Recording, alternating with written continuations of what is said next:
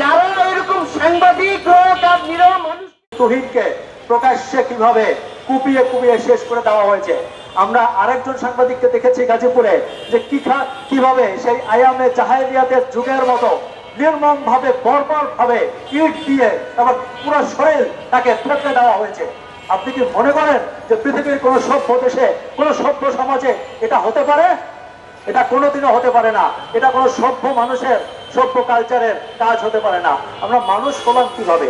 আমার তো সেটাই প্রশ্ন। সাংবাদিকদেরকে যদি ভাবে কুপিয়ে হত্যা করা হয়, সাংবাদিকদেরকে যদি জবাই করা হয়, তাহলে এই দেশে গুণী সাংবাদিক জন্মাবে না। আর রাষ্ট্রের তৃতীয় ও চতুর্থ স্তম্ভ ভেঙেই পড়বে। চাই না ওইসব স্তম্ভ। আমাদের সাংবাদিকদের ন্যায্য যে অধিকার, বাঁচার অধিকার, সেটা চাই। সর্বোপরি সাংবাদিকদের নিরাপত্তা চাই। আশা করি রাষ্ট্র শেষ পর্যন্ত হলেও সেটি করবে।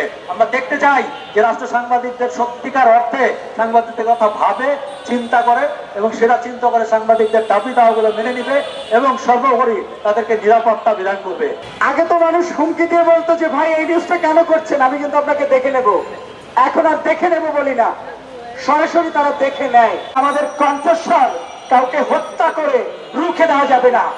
একজনকে মারলে 1000 জন দাঁড়িয়ে যাবে, 1000 জন কথা বলবে চাঁদাবাজদের বিরুদ্ধে, 1000 জন কথা বলবে দখলদারদের বিরুদ্ধে। তবে একটা কথা বলতে চাই, আমরা যদি কোনোভাবে খেপে যাই, আপনারা কিন্তু আমাদেরকে দমিয়ে রাখতে পারবেন না। তাই আগেই সাবধান হন এবং সাংবাদিকদের জন্য সুরক্ষা নীতিমালা আইন করুন।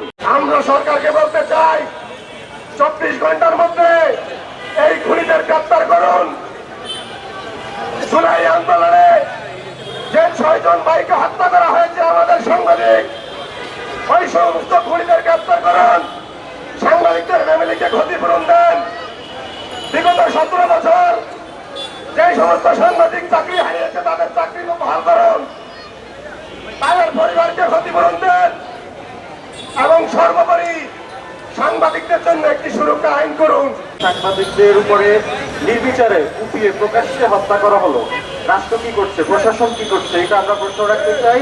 এবং যিনি যাকে হত্যা করা হয়েছে প্রকাশ্যে, আমরা দেখি যে একটা কাক যদি অসুস্থ হয়ে পড়ে বা বিপদে পড়ে, চারিদিক থেকে কাকগুলো কি করে তাকে বাঁচানোর জন্য ছুটে আসছে। কিন্তু আমরা সেখানে দেখেছি যে প্রকাশ্যে আমাদের ভাইকে মারা হলো, ভিডিও আছে, কিন্তু এখানে কেউ তাকে সাহায্য করার জন্য এগিয়ে আসলো না। এমন রাষ্ট্র কিন্তু আমরা চাইনি।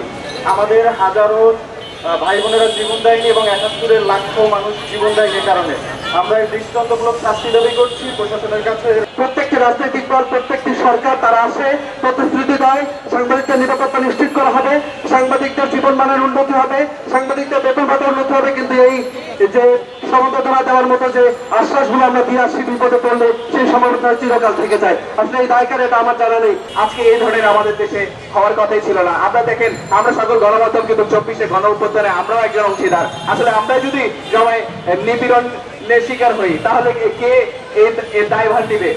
আসলে আমাদের সবার সোচ্চার হওয়া উচিত এবং সেই সাথে আমাদের সকলে একত্রিত হয়ে এর প্রতিবাদ করা উচিত। কোথাও বিচার খুঁজে না পেয়ে সাংবাদিকদের দ্বারস্থ হন, আমাদের কাছে আসেন। সেই মানুষগুলোর উদ্দেশ্যে বলতে চাই, আপনারা এই সংবাদকর্মীর জন্য কি করেছেন?